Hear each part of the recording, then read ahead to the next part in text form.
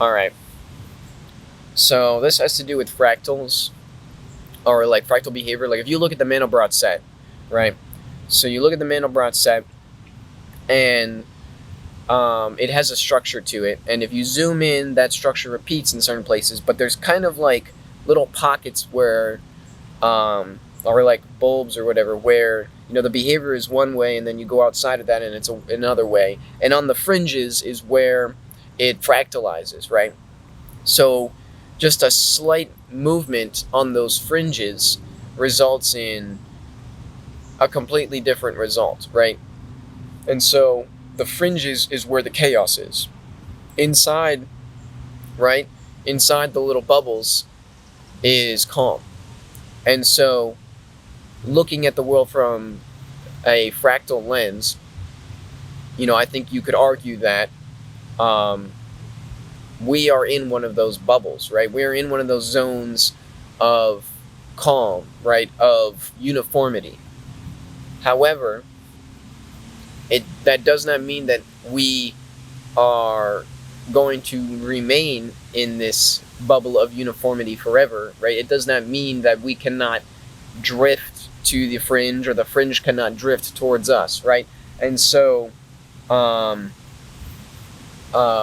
I talked before about how I think, right now, like based off of the geometry and the mathematics and all the fundamental laws of the universe, a circle is the most efficient method for dispersion, right?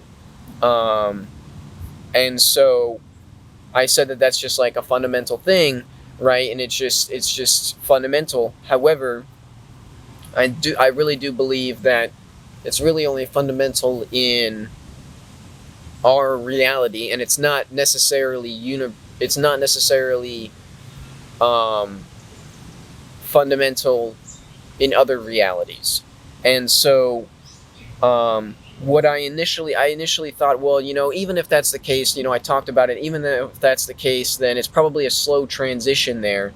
But the reality is that um, maybe. But there's also, if you're on those fringes where it's absolute chaos, there's a potential chance that there is no slow transition. It is a lot more chaotic. It is a lot more instantaneous, and a lot less. Um, there's a lot less adaptability to this change, right? And so, what I put here is reality is chaotic on the fringe, but if you lived on the fringe, then you likely wouldn't survive the chaos long. Without time to adapt, your luck runs out. This doesn't mean we cannot drift there, but we are likely not near it currently, but that's just wishful thinking at best. Have no certainty, wisdom from ancient times that holds true. Right, so what I'm saying with that is that it's likely that this won't happen to us, or at least not anytime soon. However, there is no way to be certain of this. And that's something that not a lot of people talk about, but there really is no certainty that tomorrow will be exactly like today. Right? There is no certainty that the fundamental laws continue tomorrow.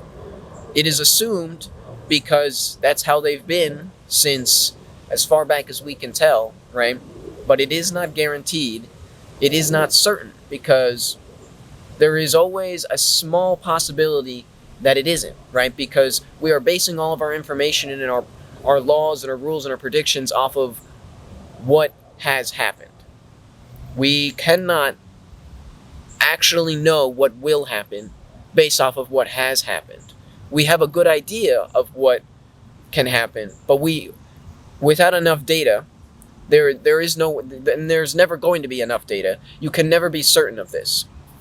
And an example, I talked about this with my friend. I was having a conversation about this. An example that I gave is that if you were measuring the temperature, right, the average temperature every day during summer, you would get a very warm temperature, and you would assume the average temperature is hot, right? But as the season starts to change, that temperature is going to drop, right? And you're not expecting this because you've only ever measured the summer temperatures, right? And so what I'm saying is that as of right now, we may only be measuring the summer temperatures, and we have no idea what other possibilities there could be, right? We don't know everything. We don't know everything. And so we know a lot. We know what we think is a lot. However, is it a lot? Probably not. But we think we know a lot. And so based off of that, we think we have a good understanding of the universe. However, if we've only been measuring the data for, a certain time frame, and we don't have, any other context, we cannot actually have accurate predictions and accurate information. And so what we think is true and what we think is certain cannot be certain. Fundamentally cannot be certain, because you will never have enough information to be certain about anything, right? And so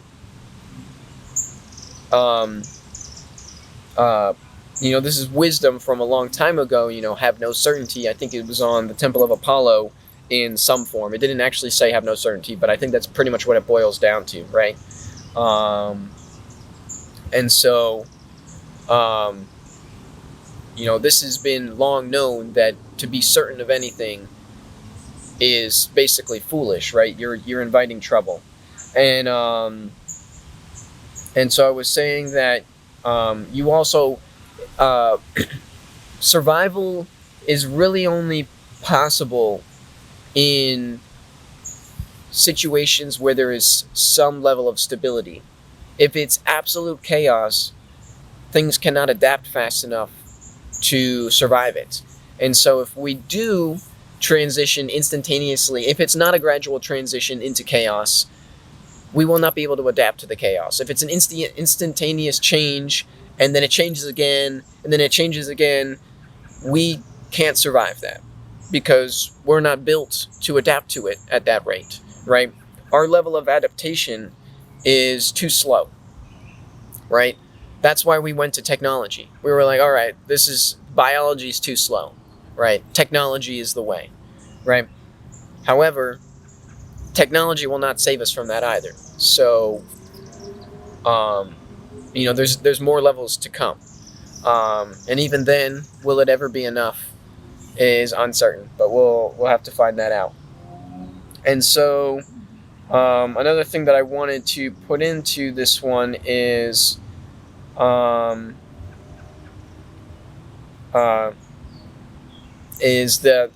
I'll bring up the evolution, right? So, while I was talking about this, I was like, okay, well, I was saying that there can't be any certainty to my friend, and he was like, well, that kind of, if that's the case, then that kind of ruins the game, right?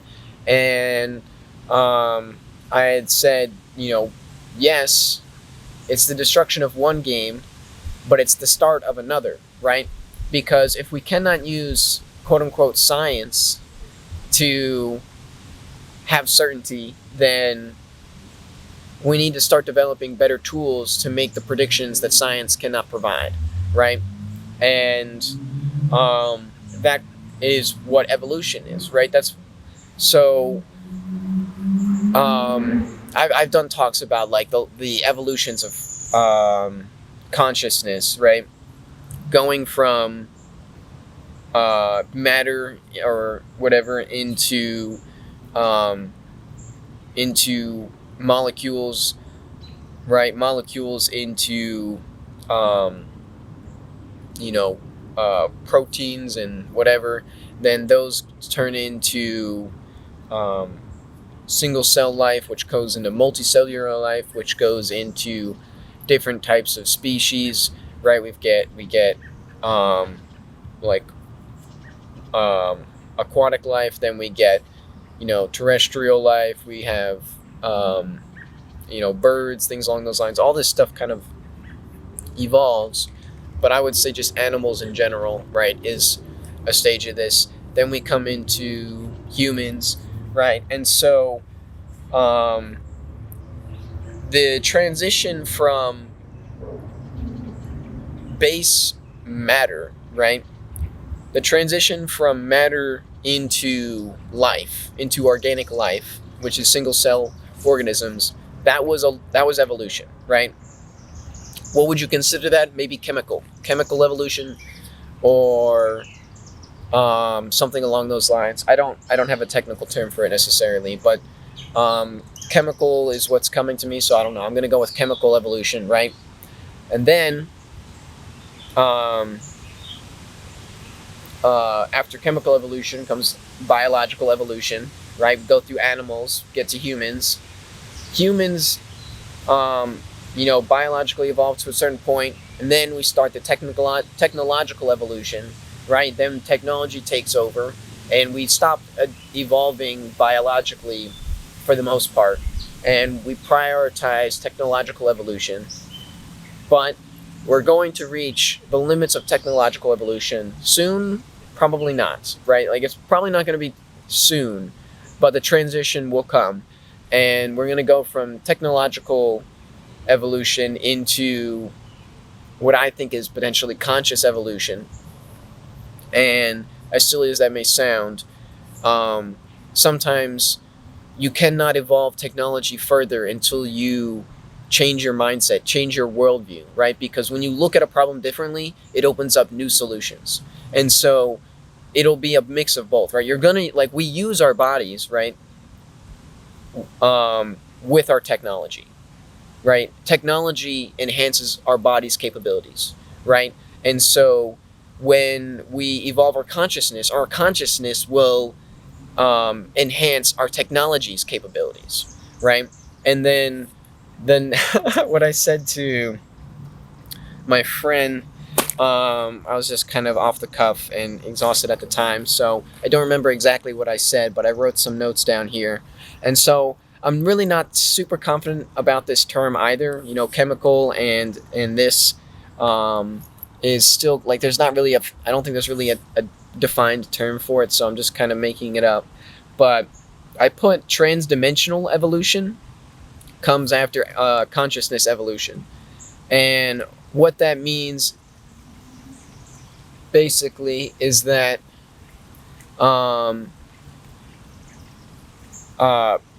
instead of us evolving like we will evolve to a point where, rather than using our consciousness, right, or our technology necessarily, what we will do, instead of enhancing that, we will enhance reality basically itself by altering the dimensions of our reality. And what I mean by dimensions of our reality is not like, length, width, and height, and then like time or whatever, right? What I mean by, it's starting to rain on me, and I'm just nervous how much of rain it's going to be because there's not really a cloud above me. But it's not necessarily length, width, and height. I'm not talking about dimensions in that sense, and I'm not saying there's like plus 11 dimensions with like string theory or whatever. What I consider dimensions of reality are the fundamental laws of reality, right? So when you want to describe a table, right, you describe it with its dimensions, right? What is the table? Well, it's 3 feet long by 2 feet wide by 5 feet high. I don't know. That's probably a tall table. That's a tall table. But right. So that's what defines the table from a certain aspect, right? Is that everything that the table is? No. However, that defines the limits of the table, right? Whatever the table is, it can be anything, but it has to fit in those dimensions, right? And so, what table you make, can be anything that fits those dimensions, basically. And so, reality, I think, is a similar way, where you say, okay, well, gravity's going to be this, right? Whatever other things you want to play with, like what's that number called? I don't know. It's like, why can't I think of what that is? I don't know. But all kinds of, there's these different things, like, I don't know, maybe pi is some kind of fundamental law ratio thing, right? what is the fundamentally best distribution. Right now it's defined by pi, but maybe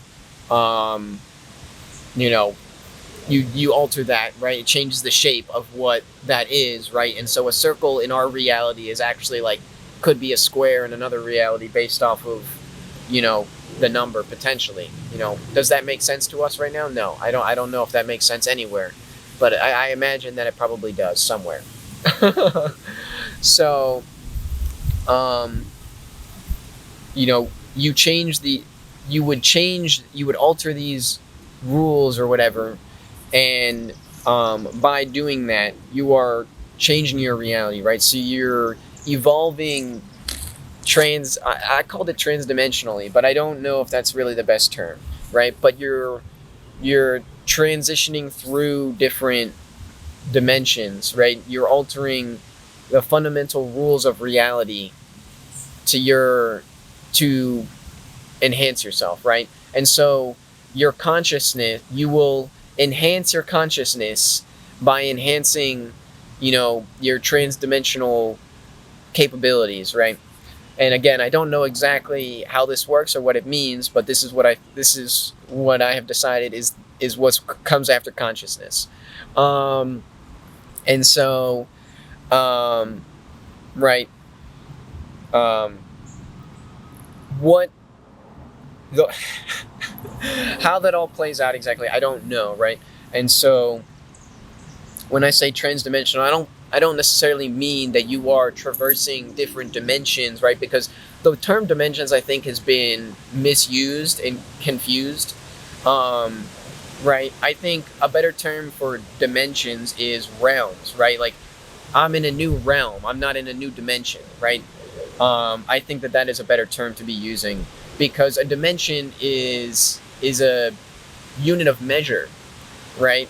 It's not it's not a place, right? I feel like that's not quite used correctly.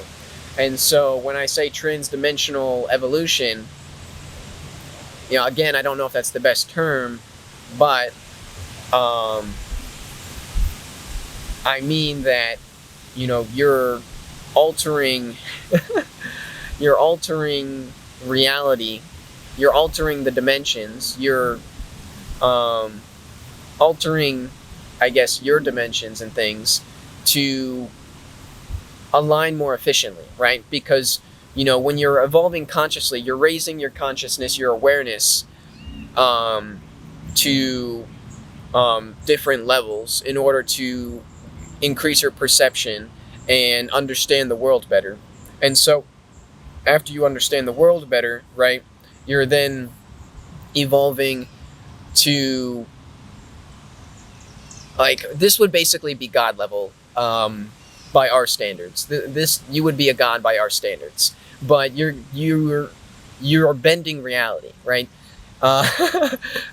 We would see it as bending reality. This is potentially kind of like, it would be like magic. It would be like divine intervention. This would be beyond what anyone thinks is actually possible.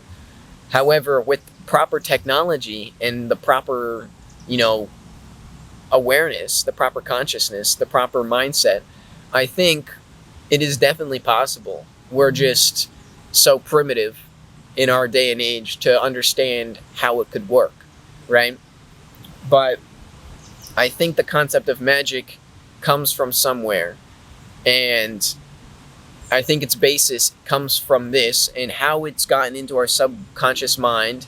I'm not totally sure. I don't know if there's outside influence that introduced it into our conscious, like our subconscious, or if a part of us just secretly kind of knows it's possible. We just don't know how to do it, right? Because, you know, things like flight, in theory, we knew was possible because we've seen birds do it. In theory, we knew that there was a possible way to fly because we've seen birds do it. But we didn't know how, right? It took a while to figure out how that actually worked. But now that we know how to fly, it seems trivial. Obviously, you could fly. Why would you even doubt that, right? And so, as crazy as this sounds, I think that like the time scale on this is potentially, who knows how long this is going to take, but like as long as we keep progressing, that's like, that's not even like the next stage. That's like 2 stages from now, right? And then what comes after that, I don't know, because in theory, there's no end. There's always progression, right? There's always more. I think I'll make a guess, right? So we're trans-dimensionally evolving, and then after that, you're trans reality evolving, right? So altering instead of altering your reality, you're traversing realities, and it's just like, I don't know, it just kind of gets a little crazy after that. So it's kind of hard to really comprehend what that means, but it's kind of like our wish to travel the stars, right? Like, why do we want to go to other planets? Oh, well, we want to, have life on other planets, right? We will get to a point in the future where going to another planet is like going to another reality, right? And so reality travel, right, is going to be like a potential thing in the future. When in the future? Potentially a long time from now. I don't know, right? I don't know. But I really don't think it's impossible. I really don't think anything is impossible. We just have no idea how to do it, right?